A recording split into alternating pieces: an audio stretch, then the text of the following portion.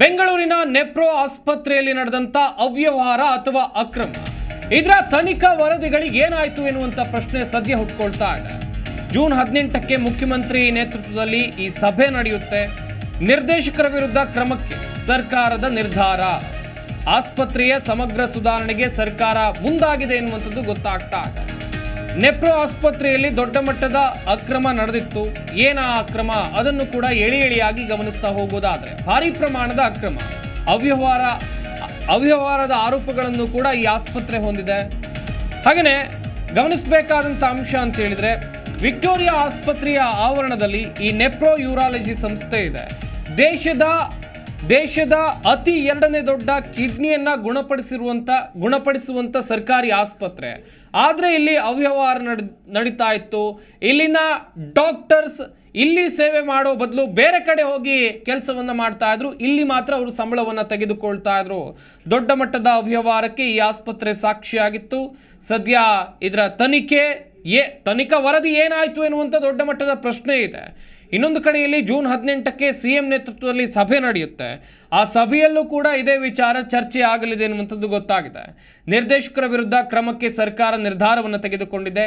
ಆಸ್ಪತ್ರೆಯ ಸಮಗ್ರ ಸುಧಾರಣೆಗೆ ಒಂದು ಕಡೆಯಲ್ಲಿ ಸರ್ಕಾರ ಮುಂದಾಗಿದೆ.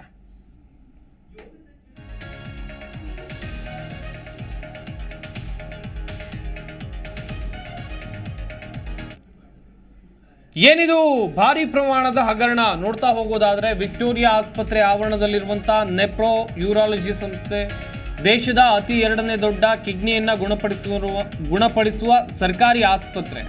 ನಿತ್ಯ ಚಿಕಿತ್ಸೆಗೆ 300ಕ್ಕೂ ಹೆಚ್ಚು ರೋಗಿಗಳು ಬರ್ತಾರೆ. 20ಕ್ಕೂ ಹೆಚ್ಚು ಶಸ್ತ್ರಚಿಕಿತ್ಸೆ ಆಪರೇಷನ್ಗಳು ಇಲ್ಲಾಗುತ್ತೆ. ವಿಕ್ಟೋರಿಯಾ ಆಸ್ಪತ್ರೆಯ ಆವರಣದಲ್ಲಿ ಈ ಯೂರಾಲಜಿ ಸಂಸ್ಥೆ ಇದೆ. ಕಳೆದ 8 ವರ್ಷಗಳಿಂದ ಸಿಬ್ಬಂದಿ ನೇಮಕ ಅಕ್ರಮ, ಕಾನೂನು ಬಾಹಿರ ಸೇವಾ ಬಡ್ತಿ, ಭ್ರಷ್ಟಾಚಾರ ಇಲ್ಲಿ ಆಗಿದೆ ಎನ್ನುವಂಥ ಆರೋಪ. ವೈದ್ಯರು ಗಮನಿಸ್ತಾ ಹೋಗೋದಾದ್ರೆ, ವೈದ್ಯರು ಕರ್ತವ್ಯದ ಸಮಯದಲ್ಲೇ ಖಾಸಗಿ ಆಸ್ಪತ್ರೆಗಳಲ್ಲಿ ಪ್ರಾಕ್ಟೀಸ್ ಮಾಡ್ತಾರೆ. ಇದಕ್ಕೆ ಸಂಸ್ಥೆಯ ಪ್ರಭಾರಿ ನಿರ್ದೇಶಕರಿಂದಲೇ ಸಹಾಯ ಆಗ್ತಾ ಇದೆ. ಅವರು ಕೂಡ ಬೆಂಬಲವನ್ನು ನೀಡ್ತಾ ಇದ್ದಾರೆ ಎನ್ನುವಂಥ ಆರೋಪ ಕೂಡ ಇದೆ. ಹಾಗೆಯೇ ಕಳೆದ 8 ವರ್ಷಗಳಿಂದ ಸಿಬ್ಬಂದಿ ನೇಮಕ ಅಕ್ರಮ, ಕಾನೂನು ಬಾಹಿರ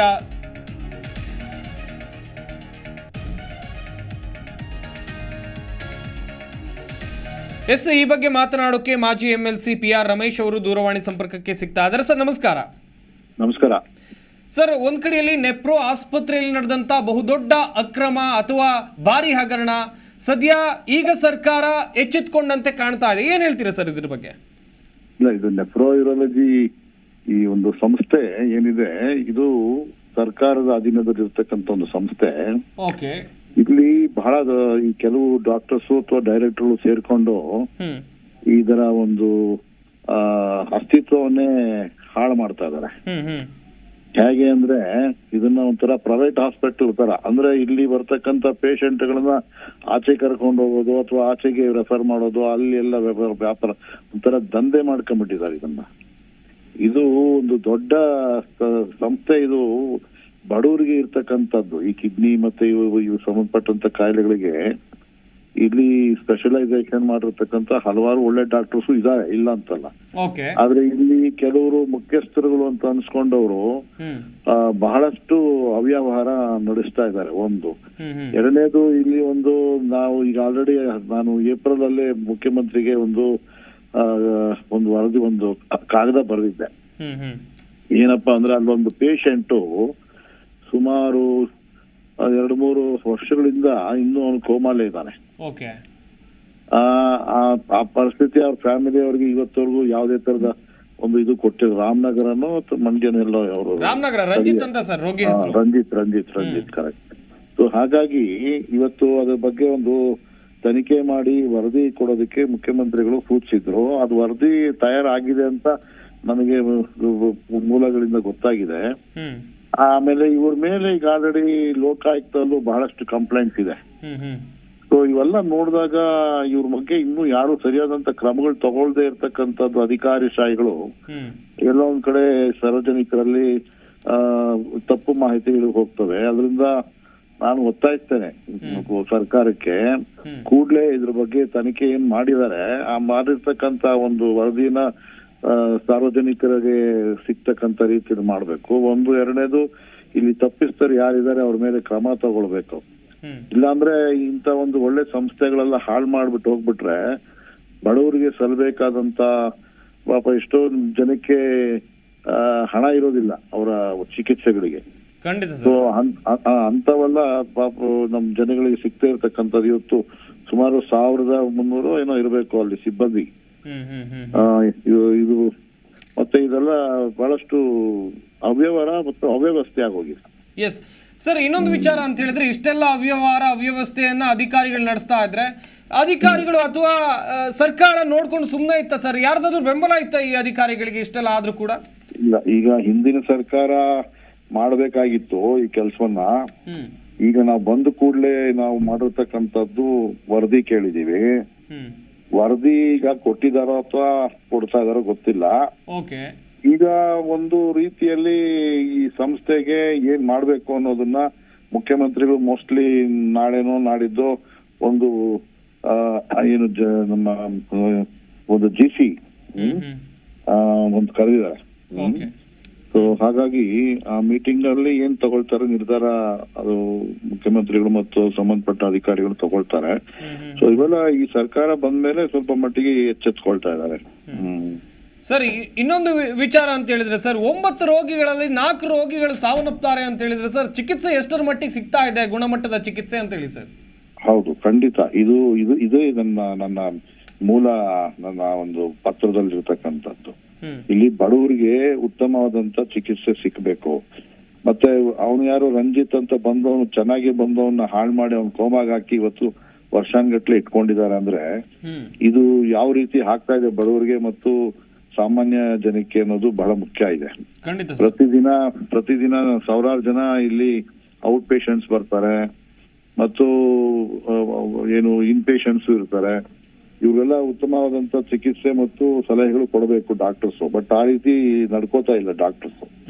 ಇದು ಒಂಥರ ದಂಧೆ ರೂಪಕ್ಕೆ ಇದನ್ನ ಮಾರ್ಪಡಿಸ್ಕೊಂಡಿರ್ತಕ್ಕಂಥದ್ದು. ಇದ್ರ ಬಗ್ಗೆ ಸರ್ಕಾರ ಬಹಳ ಗಂಭೀರವಾಗಿ ತಗೊಂಡಿದೆ. ಯಾಕಂದ್ರೆ ತಗೊಳ್ದೇ ಇದ್ರೆ ಇಷ್ಟೊತ್ತಿಗೆ ಈ ವರದಿಗಿರ್ದೆಲ್ಲ ಕೇಳ್ತಿರ್ಲಿಲ್ಲ. ಸೊ ವರದಿ ಎಲ್ಲ ಬಂದಿರೋದ್ರಿಂದ ಸರ್ಕಾರ ಖಂಡಿತವಾಗ್ಲೂ ಕರೆಕ್ಟ್ ಆಗಿ ಮೆಜರ್ಸ್ ತಗೊಳ್ತಾರೆ. ಏನು ಕ್ರಮಗಳು ತಗೋಬೇಕು ಅದು ತಗೊಳ್ತಾರೆ. ನೀವು ಹೇಳ್ದಂಗೆ ಇಲ್ಲಿ ಬಡವರಿಗೆ ಬಹಳಷ್ಟು ಜನ ಬಂದವರು ಬಹಳ ಜನ ಸತ್ತೋಗಿದ್ದಾರೆ. ಇದ್ರ ಬಗ್ಗೆ ಎಲ್ಲ ತನಿಖೆ ಆಗಿ ಮತ್ತು ಇದ್ರ ಬಗ್ಗೆ ಯಾರಿಗೆ ಈ ಒಂದು ಶಿಕ್ಷೆ ಆಗ್ಬೇಕು ಆ ಶಿಕ್ಷೆ ಆಗುವಂತ ರೀತಿಯಲ್ಲಿ ಸರ್ಕಾರ ಮುಂದಿನ ದಿನಗಳಲ್ಲಿ ಕ್ರಮ ತಗೊಳುತ್ತೆ ಅಂತ ನನ್ನ ನಂಬಿಕೆ. Thank you sir, Zee Kannada news ಜೊತೆಗೆ ಮಾತನಾಡಿದ್ದಕ್ಕೆ. ಎಸ್, ಮಾಜಿ MLC PR ರಮೇಶ್ ಅವರು ಜಿ ಕನ್ನಡ ನ್ಯೂಸ್ ಜೊತೆಗೆ ಮಾತನಾಡುವಂಥ ಸಂದರ್ಭದಲ್ಲಿ ಒಂದಷ್ಟು ಮಾಹಿತಿಗಳನ್ನು ಹಂಚಿಕೊಂಡಿದ್ದಾರೆ. ಅಲ್ಲಿ ಆಗಿರುವಂಥ ಅಕ್ರಮ ಅವ್ಯವಹಾರ ಎಲ್ಲದರ ಬಗ್ಗೆಯೂ ಕೂಡ ಅವರು ಎಳೆಯಾಗಿ ಬಿಚ್ಚಿಟ್ಟಿದ್ರು. ಹಾಗೆಯೇ ಒಂದು ಪೇಷಂಟ್ ಬಗ್ಗೆ ಅವರು ಮೆನ್ಷನ್ ಮಾಡಿದ್ರು. ರಾಮನಗರ ಮೂಲದ ರಂಜಿತ್ ಎನ್ನುವಂಥ ವ್ಯಕ್ತಿ ಬರುವಾಗ ಸರಿ ಇದ್ರು, ಆದರೂ ಕೂಡ ಇನ್ನೂ ಕೋಮಾ ಅವಸ್ಥೆಯಲ್ಲಿ ಅವರಿದ್ದಾರೆ. ಎಷ್ಟೋ ವರ್ಷಗಳಾಯಿತು ಕೋಮಾದಲ್ಲಿದ್ದಾರೆ ಅಂತ ಹೇಳಿದ್ರೆ ವ್ಯವಸ್ಥೆ ಎಷ್ಟರ ಮಟ್ಟಿಗೆ ಹದಗೆಟ್ಟಿದೆ ಇದನ್ನು ಕೂಡ ಪ್ರಶ್ನೆ ಮಾಡಬೇಕಾಗುತ್ತೆ. ಬಡವರಿಗೆ ಕಡಿಮೆ ದರದಲ್ಲಿ ಅಥವಾ ಉಚಿತವಾಗಿ ಚಿಕಿತ್ಸೆ ಸಿಗಲಿ ಅಂತೇಳಿ ಇಂಥ ಆಸ್ಪತ್ರೆಗಳನ್ನು ಮಾಡಿದರೆ ಅದರ ಒಳಗೆ ಇರುವಂಥ ಆಡಳಿತಾಧಿಕಾರಿಗಳು ಎಷ್ಟರ ಮಟ್ಟಿಗೆ ಅಲ್ಲಿ ಅವ್ಯವಸ್ಥೆಯನ್ನು ಮಾಡಿ, ಅಕ್ರಮವನ್ನು ಎಸಗಿ, ಅವ್ಯವಹಾರವನ್ನು ಮಾಡಿ ಬಡವರ ರಕ್ತ ಹೀರ್ತಾ ಇದ್ದಾರೆ ಎನ್ನುವಂಥದ್ದು ಈ ಪ್ರಕರಣದಲ್ಲಿ ಸ್ಪಷ್ಟವಾಗಿ ಗೊತ್ತಾಗುತ್ತೆ. ಯಾವುದೇ ಕ್ರಮವನ್ನು ವೈದ್ಯಕೀಯ ಶಿಕ್ಷಣ ಇಲಾಖೆಯ ಜಂಟಿ ನಿರ್ದೇಶಕರು ಇದ್ರ ಬಗ್ಗೆ ಕೈಗೊಂಡಿಲ್ಲ.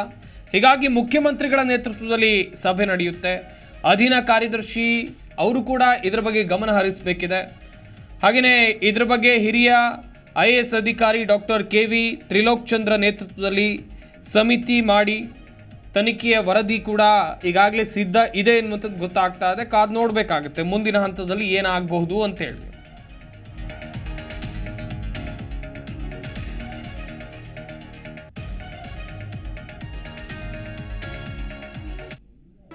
ಜಿ ಕನ್ನಡ ನ್ಯೂಸ್ ಈಗ ನಿಮ್ಮ ಮನೆಯಲ್ಲೇ ನೋಡಿ. ಎಲ್ಲ ಕೇಬಲ್ಗಳಲ್ಲಿ ಈಗ ಲಭ್ಯ. Sun Direct 292, Jio TV 1334, U digital 162, city cable 51, GTPL 17, Abhishek cables 821, rock line telecommunication 51, Shri Basaveshwara number 60, Vinayaka digital number 53, in digital number 896ರಲ್ಲಿ. ನಿಮ್ಮಿಸ್ತದ ಜಿ ಕನ್ನಡ ನ್ಯೂಸ್ ನೋಡಿ ಆನಂದಿಸಿ.